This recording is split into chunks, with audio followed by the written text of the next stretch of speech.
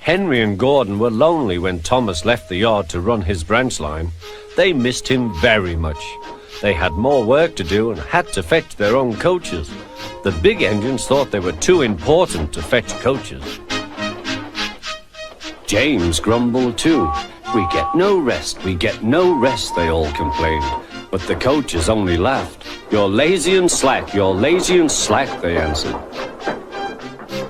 Altogether, the engines were causing Sir Topham Hatt a great deal of trouble. The big stations at both ends of the line each have a turntable. Sir Topham Hatt had made them so that the tender engines can be turned around because it is dangerous for them to go fast backwards. Little tank engines like Thomas don't need turntables. They can go just as well backwards as forwards.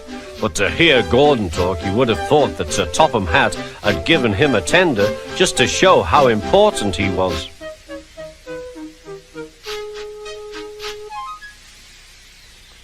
"You don't understand, little Thomas. We tender engines have a position to keep up.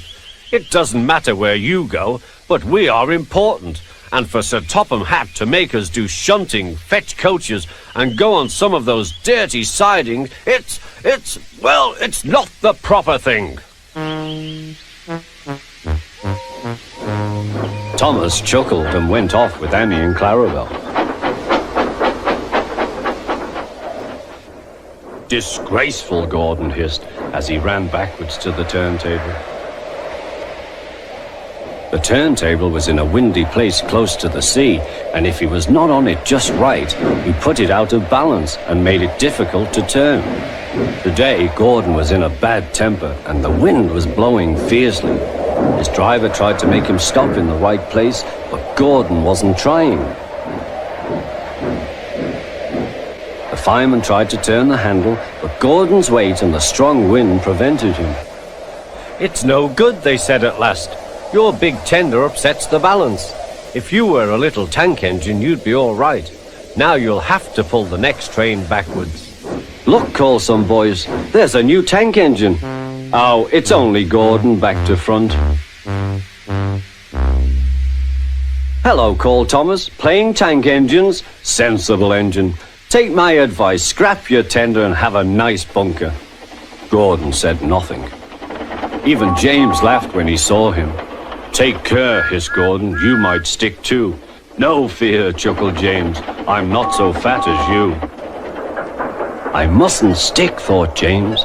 He stopped on just the right place to balance the table. It could now swing easily. Gordon arrived in time to see everything. James turned much too easily. The wind puffed him round like a top. He couldn't stop.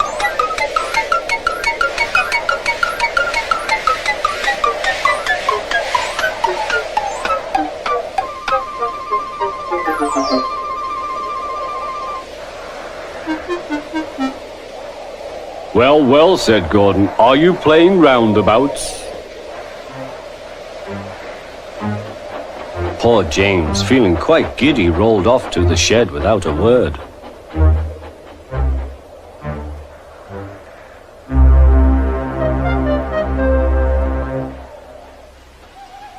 That night, the three engines had an indignation meeting.